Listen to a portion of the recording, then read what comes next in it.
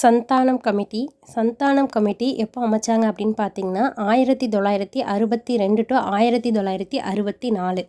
1962 to 1964 இந்தியாவில் ஊழலை ஒழிப்பது குறித்த அரசுக்கு பரிந்துரைகள் வழங்க அமைக்கப்பட்ட கமிட்டியாகும்.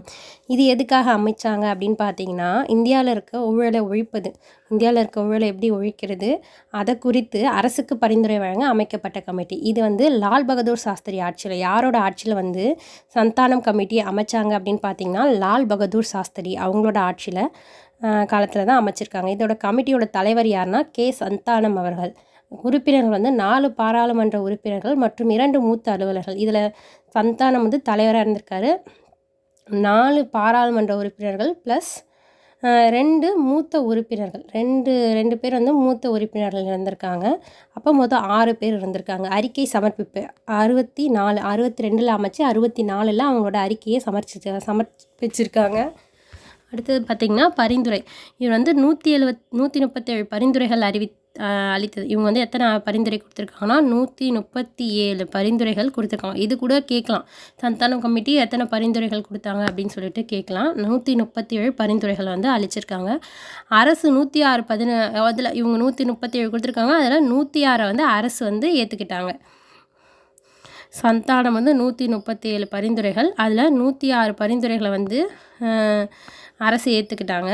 முக்கிய பரிந்துரைகள்: சுதந்திரமான ஊழல் ஒழிப்பு ஆணையம் அமைக்க வேண்டும். என்ன சொல்லியிருக்காரு?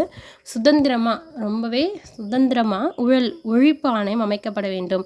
பொதுத்துறை நிறுவனங்களில் ஊழல் ஒழிப்பு அமைப்பு நிறுவப்பட வேண்டும். பொதுத்துறை நிறுவனங்களில் ஊழல் ஒழிப்பு அமைப்பு நிறுவப்பட வேண்டும். ஊழல் வழக்குகளில் நீதித்துறையின் செயல்பாடுகளை எளிமையாக்குதல் வேண்டும். ஊழலோட வழக்குகளில் நீதித்துறையோட செயல்பாடை எளிமையாக்கணும்.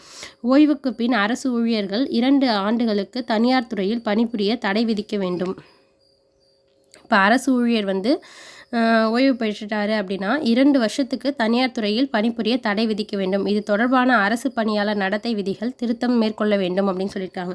அரசு ஊழியர்கள், அமைச்சர்கள் மற்றும் சட்டமன்ற உறுப்பினர்கள் தங்களது சொத்து விவரங்களை வெளியிட வேண்டும். இப்போ அரசு ஊழியர்களோ இல்லை அமைச்சர்களோ சட்டமன்ற உறுப்பினரோ அவங்களோட சொத்து விவகாரங்களையும் வெளியிட வேண்டும் அப்படின்னு சொல்லியிருக்காங்க. அமைச்சர்களுக்கு நடத்தை விதிமுறைகள் உருவாக்க வேண்டும். அமைச்சர்களுக்கு விதிமுறைகள் உருவாக்கணும், நடத்தை விதிமுறைகள் அப்படின்னு சொல்லியிருக்காங்க. நெக்ஸ்ட் சிறப்பு காவல் படையின் அதிகாரத்தை அதிகரிக்க வேண்டும். சிறப்பு காவல் படை இருக்குல்ல, அவங்களோட அதிகாரத்தை அதிகரிக்கணும். இந்திய பாதுகாப்பு படை 1962 திருத்தங்கள் மேற்கொள்ள வேண்டும். இந்திய பாதுகாப்பு திட்டத்தில் திருத்தம் மேற்கொள்ளணும் அப்படின்னு சொல்லியிருக்காங்க. நெக்ஸ்ட் பார்த்தீங்கன்னா பரிந்துரையின் விளைவுகள். இவர் பரிந்துரையோட விளைவாக என்ன நடந்துச்சு அப்படின்னு பார்த்தீங்கன்னா, இக்கமிட்டியின் பரிந்துரை கீழ்கண்ட அமைப்புகளை உருவாக்கப்பட்டது. என்னென்ன அப்படின்னு பார்த்தீங்கன்னா, மத்திய ஊழல் கண்காணிப்பு ஆணையம் CVC, சென்ட்ரல் விஜிலன்ஸ் கமிஷன் அப்படின்னு சொல்லுவாங்க. மத்திய புலனாய்வுத்துறை CBI, central bureau of investigation. மத்திய ஊழல் கண்காணிப்பு ஆணையம் CVC, சென்ட்ரல் விஜிலன்ஸ் கமிஷன். மத்திய அளவில் ஊழலை தடுக்க உருவாக்கப்பட்ட அமைப்பு தான் இந்த CVC அப்படின்னு சொல்கிறாங்க.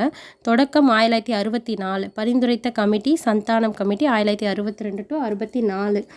இது மத்திய பணியாளர் அமைச்சகத்தின் கீழ் இயங்குகிறது. யார் அமைச்சகத்துக்கு கீழே இயங்குது அப்படின்னு பார்த்தீங்கன்னா, மத்திய பணியாளர் அமைச்சகம் இருக்குல்ல, அதுக்கு கீழே இயங்குது. 2003 செப்டம்பர் 11 பாராளுமன்றம் இயற்றிய சட்டத்தின் மூலம் CVCக்கு சட்ட அந்தஸ்து வழங்கப்பட்டது. எப்போ சட்ட அந்தஸ்து கொடுத்தாங்க அப்படின்னு பார்த்தீங்கன்னா, 2003 செப்டம்பர் 11. இந்த டேட் ரொம்ப முக்கியம். 2003 செப்டம்பர் 11 சட்ட அந்தஸ்து கொடுத்துருக்காங்க. CVCக்கு சட்ட அந்தஸ்து வழங்கப்பட்டது. சட்ட அந்தஸ்து 2003 செப்டம்பர் 11. அமைப்பு பார்த்திங்கன்னா, ஒரு தலைவர் மற்றும் 2 உறுப்பினர்கள். ஒரு தலைவர் ப்ளஸ் 2 உறுப்பினர்கள், அப்போ மொத்தம் 3 பேர் இருக்காங்க. தற்போதைய தலைவர் முதல் தலைவர் நீட்டூர் சீனிவாசராவ் அப்படின்னு சொல்லுவாங்க இவங்கள. முதல் தலைவர் யாருன்னா சீனிவாசராவ். தற்போதைய தலைவர் ஜூலை 22 படி சுரேஷ் பட்டேல்.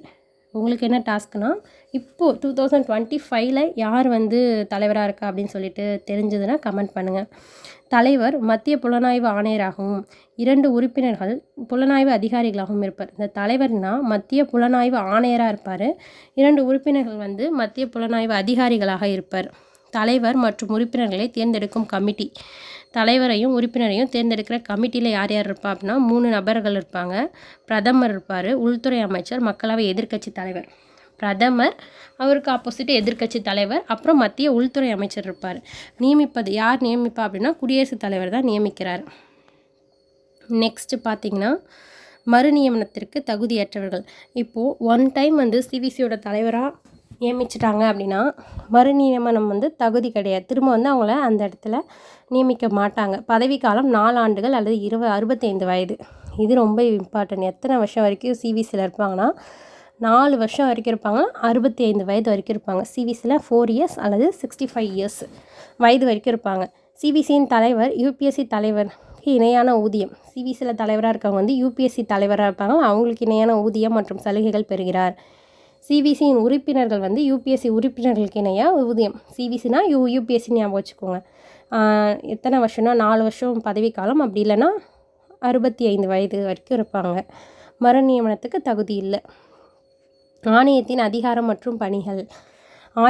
ஊழல் தடுப்புச் சட்டம் 1988 கீழ் குற்றம் புரிந்தவர்களை விசாரணை செய்கிறது. 1988 சட்டத்தின் கீழ் குற்றம் சாட்டப்பட்ட மத்திய அரசு பணியாளர்கள், குரூப் ஏ அதிகாரிகள் போன்றவர்களை விசாரிக்கிறது. மத்திய அரசில் இருக்க பணியாளர்கள், குரூப் ஏ அதிகாரிகள் போன்றவர்களை விசாரிக்கிறது. டெல்லி சிறப்பு காவல் அமைப்பு, Delhi special police establishment, CBI கண்காணித்து வழிகாட்டுகிறது. சிபிஐ வந்து காவல் அமைப்பை கண்காணித்து அப்போ சிபிஐ வந்து கண்காணிக்குது.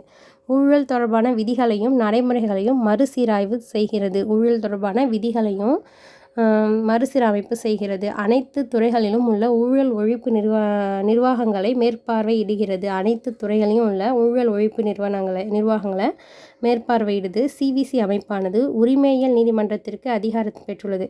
சிவிசி வந்து எதுக்கு ஈக்குவல்னா உரிமையியல் நீதிமன்றத்திற்கு இணையான அதிகாரம் பெற்றிருக்கு.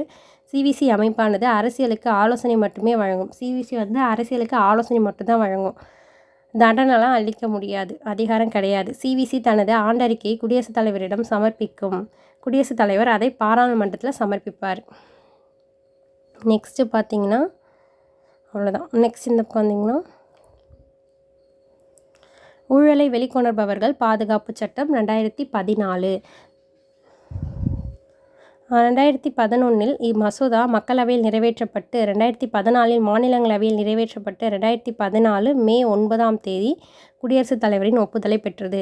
ஊழலை வெளிக்கொணர்றவங்களுக்கு பாதுகாப்பு மசோதா சட்டம் 2014. இது 2011 வந்து மக்களவையில் இன்ட்ரடியூஸ் பண்ணியிருக்காங்க. 2014 மாநிலங்களவையில் நிறைவேற்றப்பட்டு 2014 மே 9 குடியரசுத் தலைவரோட ஒப்புதலை பெற்றிருக்கு. இச்சட்டத்தின்படி எந்த ஒரு நபரும் ஊழலை குறித்து தகவலை மத்திய அல்லது மாநில ஊழல் கண்காணிப்பு ஆணையருக்கு அளிக்கலாம். நபருக்கு பாதுகாப்பு அளிக்கப்படும். தகவல் அளிப்போர் குறித்த தகவல்களை வெளியிடப்படாது. தவறான தகவல்களை கூறுவோருக்கு தண்டனை வழங்கவும் வழிவகை செய்யப்பட்டுள்ளது. இதோட சிவிசி முடிஞ்சிருச்சு. நெக்ஸ்ட் வந்து சிபிஐ டாபிக். இது நான் நெக்ஸ்ட் வீடியோவில் போடுறேன். தேங்க்யூ.